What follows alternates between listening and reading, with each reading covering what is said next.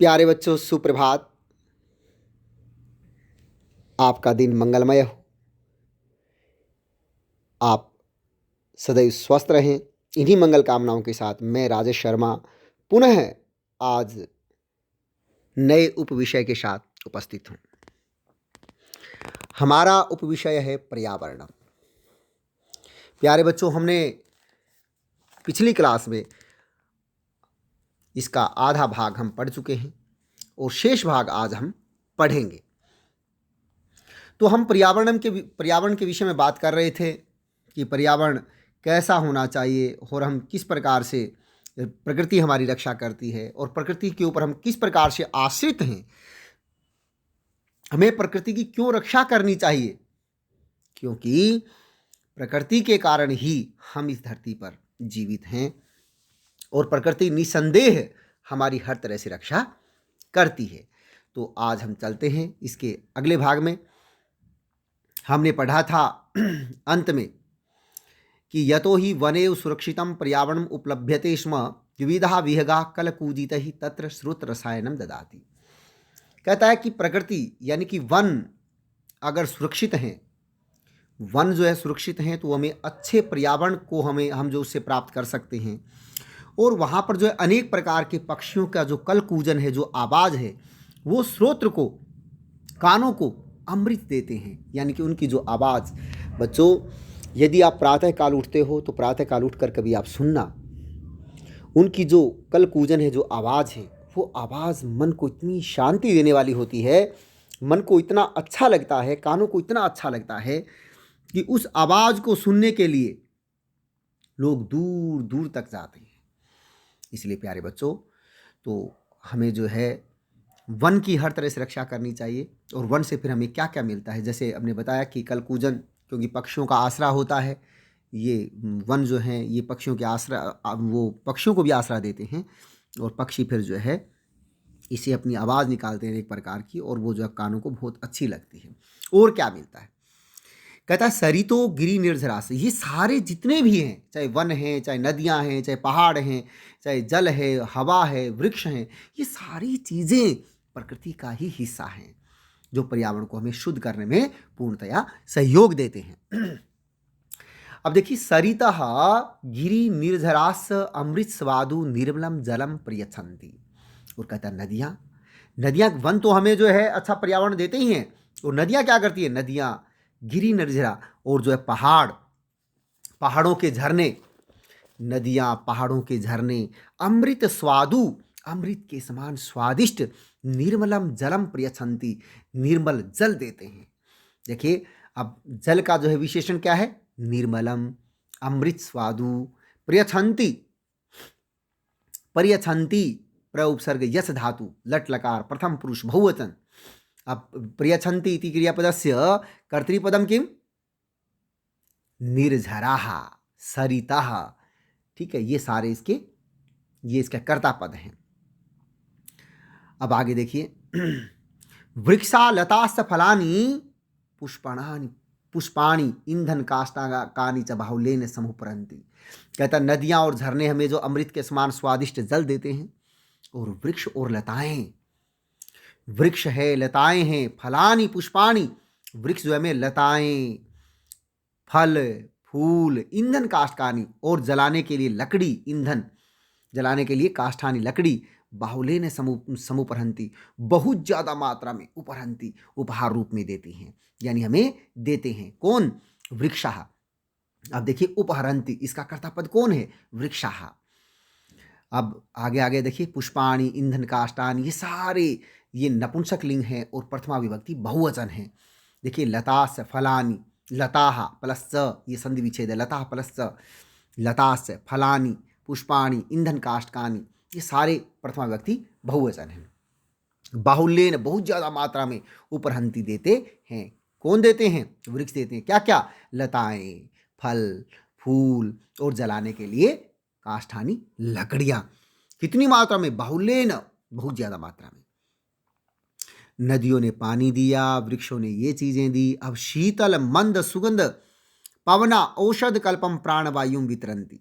और कहता शीतल मंद सुगंध पवना और हवा, कहता शीतल मंद और सुगंध हवा, औषध कल्पम और औषधियाँ, प्राणवायु वितरंती और प्राणवायु वितरंती हमें देते हैं। कौन? वृक्ष।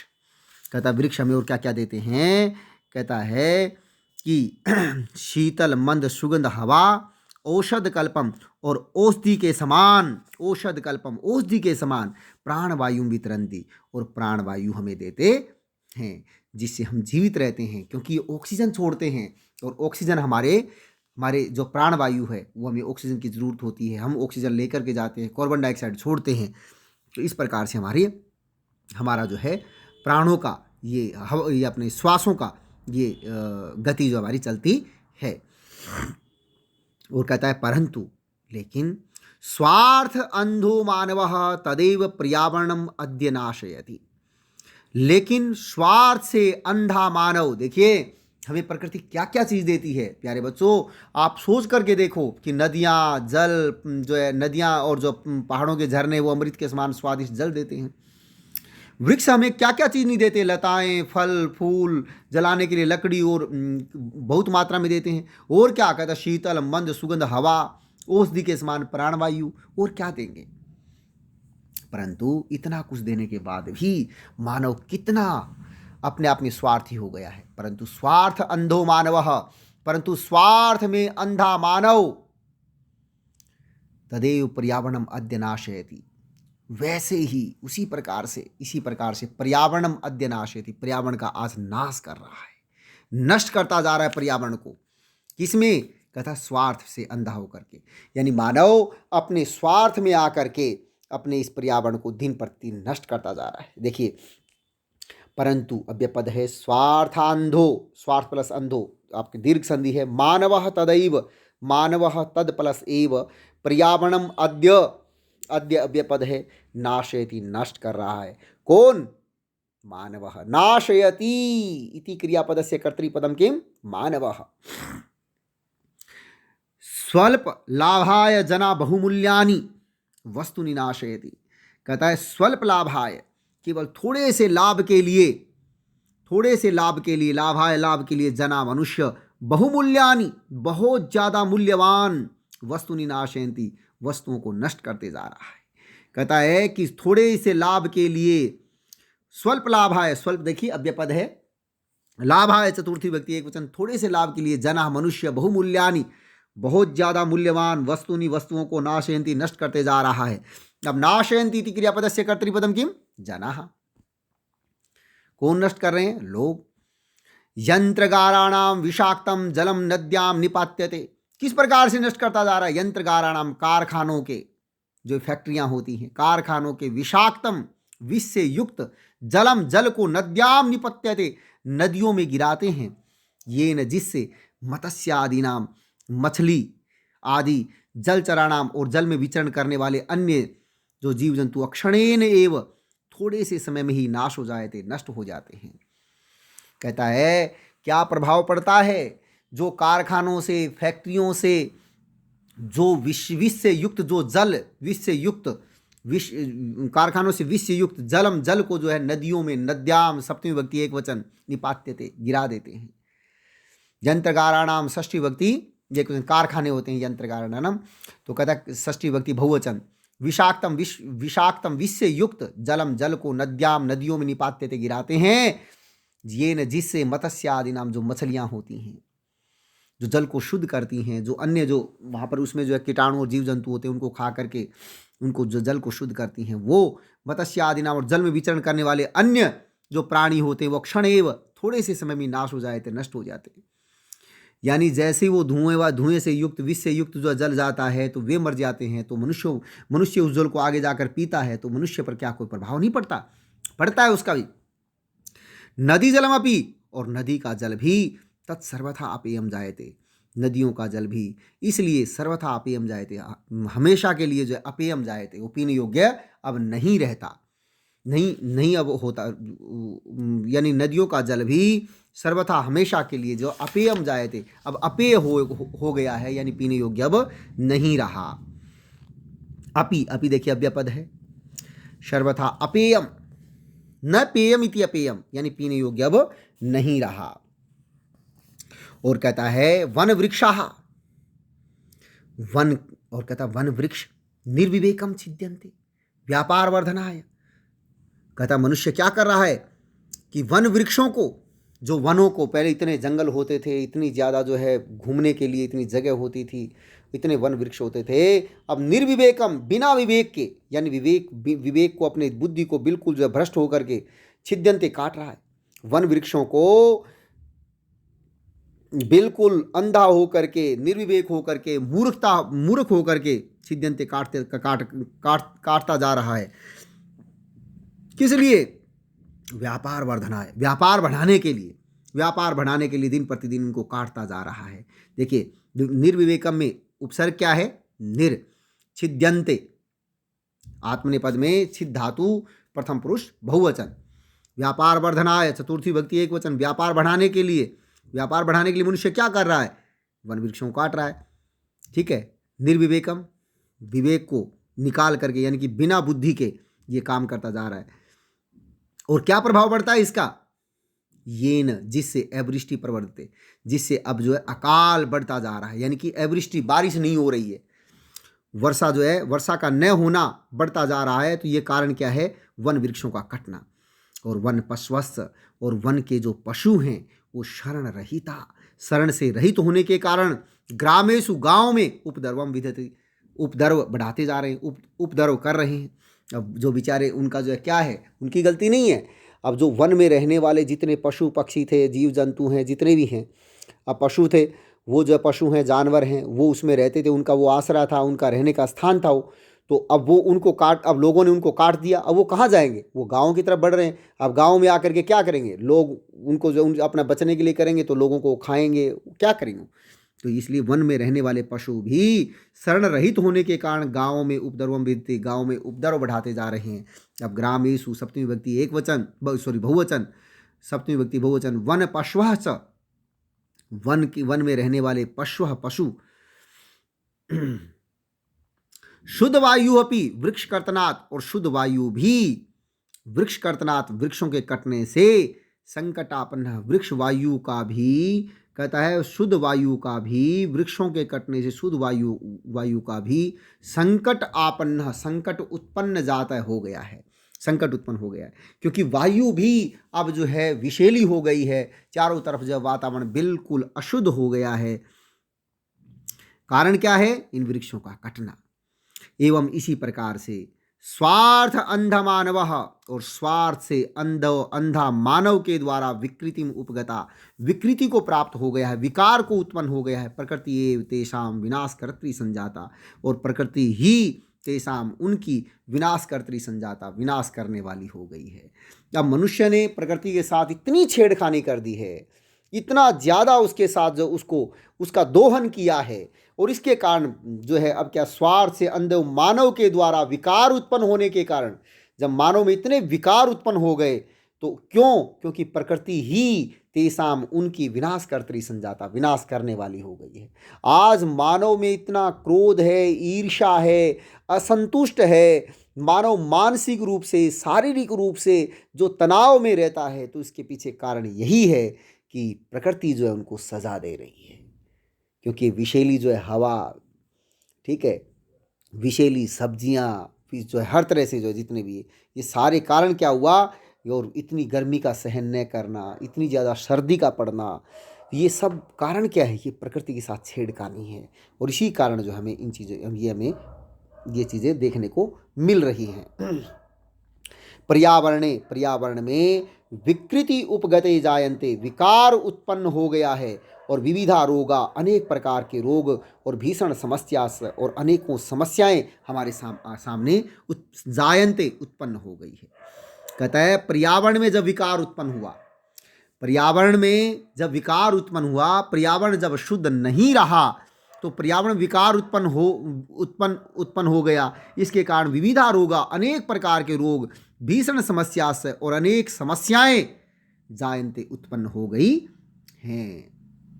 अब देखिए पीछे आया ना, प्रकृति रेव, प्रकृति प्लस एव संधि विच्छेद, तेषाम षष्ठी विभक्ति बहुवचन, शुद्ध वायु अपि, शुद्ध वायु प्लस अपि, वृक्ष कर्तनात् पंचमी विभक्ति एक वचन, ठीक है। उसके बाद में संकटापन्न, संकट प्लस आपन्न, दीर्घ संधि, जातः जन प्लस कत, एवं अव्यपद ही अव्यपद, स्वार्थांध, स्वार्थ प्लस अंध, मानव ही तृतीय व्यक्ति बहुवचन, विकृति उपगता, प्रकृति ही एव, तेषाम षष्ठी व्यक्ति बहुवचन, तेषाम तद शब्द रूप षष्ठी व्यक्ति बहुवचन, विनाशकर्त्री, विनाशकर्त्री, विनाश करने वाली, गुणीन, जैसे होता है ना कर्तरीन शब्द है, इन्हीं पढ़ते हैं इसमें।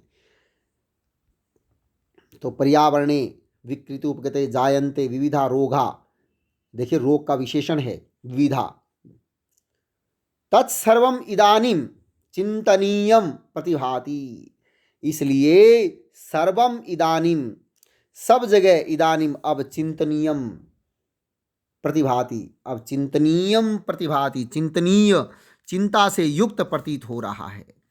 कहता है इसलिए, ततः इसलिए, सर्वम सब जगह, इदानीम अब जो है, अब सब कुछ, सब कुछ, चिंतनीयम प्रतिभाति, अब चिंता के योग्य हो गया, चिंता से युक्त प्रतीत हो रहा है। अब जैसे ही पर्यावरण में, जो हम ग्लोबल वार्मिंग कहते हैं, जो पर्यावरण में इतनी अशुद्धता हो गई है, मनुष्य इतना ज़्यादा जो है वो चिड़चिड़ा हो गया है, मानसिक, सामाजिक और शारीरिक हर तरह से जो है वो परेशान रहता है, दुखी रहता है, तो अब जो है मनुष्य इस विषय में सोचना उसको पड़ेगा। अब सारी चीज़ें चिंता से युक्त हो गई हैं। अब जैसे कोरोना जैसी महामारी है ना, लोग कहते हैं कि जो है वहाँ से आ गई, ये हो गया, ये हो गया, लेकिन प्यारे बच्चों, कहीं ना कहीं हम इस बीमारी के आगमन का कारण हैं। माना कि बीमारी जो है किसी ढंग से जो यहाँ पर पहुँच गई, यहाँ पर आ गई, लेकिन यदि हमारी इम्यूनिटी पावर यदि बहुत ज़्यादा बलिष्ठ होती, मजबूत होती, तो बीमारी हमारा कुछ भी नहीं बिगाड़ सकती थी। लेकिन हमारी इम्यूनिटी पावर जो है कम हुई। अब आप सोच करके देखिए कि विचार कीजिए, जब कोरोना जैसी महामारी जब आई थी, लॉकडाउन हुआ था, लोगों का आवागमन बंद हो गया था, साधनों का आवागमन बंद हो गया था, तो कहते हैं कि गंगा का जल अगर 1 रुपया डालो तो बिल्कुल जो उसको नीचे बिल्कुल साफ, आप सुंदर उसको देख सकते थे। यमुना का जल भी जो है इतना साफ सुंदर हो गया था। और वो उस समय जो है इतने रोगी कहाँ चले गए थे, जो आज डॉक्टरों के पास इतनी असंख्य रोगी जो है, किसी हॉस्पिटल में चले जाओ पूरे हॉस्पिटल भरे हुए हैं। उस समय कोई भी, सारे डॉक्टर खाली थे, सारे हॉस्पिटल खाली थे, सारे डॉक्टर छुट्टी पे चले गए थे। उस समय जो है आपको बता देते हैं प्यारे बच्चों कि मृत्यु दर भी बहुत कम हो गई थी। कारण क्या था कि उस समय विषैली हवा बिल्कुल नहीं रही। जो अस्थमे से संबंधित जो रोगी थे, दमे से संबंधित जो रोगी थे, श्वास से संबंधित जो रोगी थे, हार्ट से संबंधित जो रोगी थे, वो सब ठीक हो गए थे। तो इसलिए इतना प्रभाव केवल कुछ ही दिनों में देखने को मिल गया। तो क्यों न हम जो है, और हम छोटी छोटी चीज़ों का ध्यान रखें, जैसे कहीं जाना है तो हम जो है साइकिल का प्रयोग करें, पैदल चलें, तो क्यों न हम जो है इस पर्यावरण को शुद्ध क्यों नहीं कर सकते, हम कर सकते हैं। तो चलिए आगे, धर्मो रक्षति रक्षितः इति आर्ष वचनम, कहता है रक्षित, रक्षितः, रक्षा किया गया, रक्षा किया गया, धर्म जो है वो रक्षति, रक्षा करता है, रक्षितः, रक्षा किया गया, धर्मः, धर्म, रक्षति, रक्षा करता है, इति आर्ष वचनम, ऐसा ऋषियों का वचन है। अगर हम रक्षित, रक्षा किया हुआ धर्म ही वो रक्षा करता है, अगर धर्म की हम रक्षा नहीं करेंगे तो धर्म हमारी कैसी रक्षा करेगा, ऐसे ऋषियों का वचन है।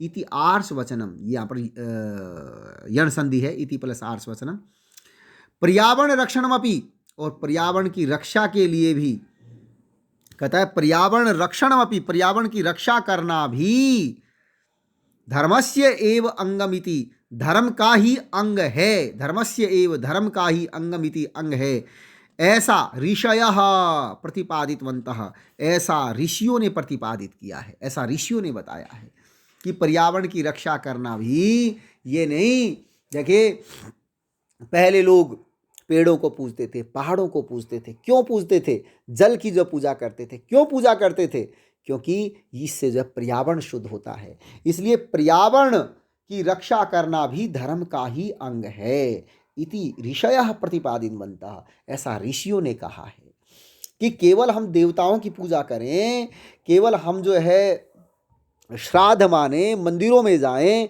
तो कहता वो तो पूजा है ही, इसके साथ साथ यदि आप पर्यावरण की रक्षा करते हैं, पेड़ पौधे लगाते हैं, ये भी धर्म का ही अंग है, ये भी जो है बहुत धर्म का कार्य है, ऐसा ऋषियों ने प्रतिपादित किया है। ततः एव, इसलिए वापी, कूप, तड़ाग आदि निर्माणम, कहता है वापी बावड़ियों का, कूप कुओं का, तड़ाग आदि तालाबों का, आदि निर्माणम आदि का निर्माण करना, देवायतन मंदिर, विश्राम गृह आदि की स्थापना करना धर्म सिद्ध है। धर्म की सिद्धि के लिए, धर्म की सिद्धि, धर्म की जो है सिद्धि के लिए, सिद्धि के साधन के रूप में, स्रोत साधन के रूप में अंगीकृतम स्वीकार किए गए। धर्म की सिद्धि के साधन के स्रोत साधन के रूप में अंगीकृतम स्वीकार किए गए हैं। तो कहता है, हे मानव, अगर जो आप बावड़ी, कुएं, तालाब आदि का निर्माण करना, मंदिर, विश्राम गृह आदि की स्थापना करना, ये धर्म की सिद्धि के स्रोत साधन के रूप में अंगीकृतम स्वीकार किए गए हैं। जैसे कोई नलकूप लगा देता है, जो है नलका लगा देता है, कोई पेड़ लगा देता है, कोई बावड़ी बनाता है, कोई पक्षियों के लिए किसी चीज़ में स्कोर में पानी डाल करके रखता है, ये सारे जो चीज़ें हैं ये धर्म का ही अंग हैं। कुक्कुरहा, और कहता है हमें, हर इंसान को जो है, मानव को, हर एक जो जीव यहाँ इस धरती पर आया है वो किसी न किसी कारण से आया है। उस ईश्वर ने, उस परमात्मा ने अगर वो यहाँ धरती पर भेजा है तो किसी न किसी कारण से भेजा है।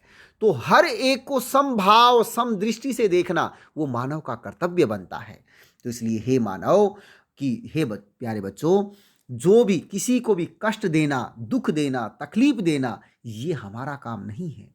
हमें किसी ने भी इजाज़त नहीं दी है किसी को मारने की, किसी जीव जंतु को मारने की। अब काट करके खाना, ये करना, अरे आप एक फूल तोड़ लो, और फूल तोड़ने के बाद प्यारे बच्चों, क्या आप उस फूल में वैसी सुगंधी पैदा कर सकते हो जो उस समय जिस पेड़ के ऊपर पौधे पे लगा हुआ था? क्या उसमें आप 2 दिन 3 दिन पानी में रख सकते हो? 2 दिन 3 दिन के पानी के बाद में क्या वो मुरझाएगा नहीं? आप क्या उसमें वो प्राणवायु वो डाल सकते हो? क्या वो सुगंधी डाल सकते हो? नहीं डाल सकते।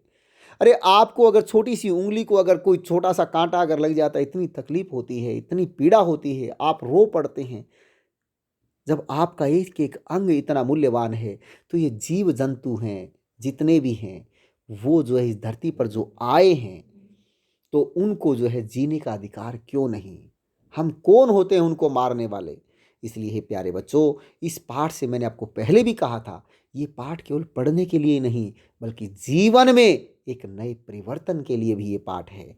तो इसलिए प्यारे बच्चों कि केवल हमें जो है ये धर्म सिद्धि के कारण तो इन्होंने बताए हैं, उसके बाद में कहता है कुक्कुर, कुत्ता, कुत्ता, सूअर, सूकर, सूअर, सर्प, सांप, नकुल, नेवला आदि स्थलचरा और आदि स्थलचर, मत्स्य मछली, कच्छप, कछुआ, मकर आदि, और मकर प्रभृत है मकर, मगरमच्छ आदि, जलचराह, जलचर की भी रक्षा करनी चाहिए।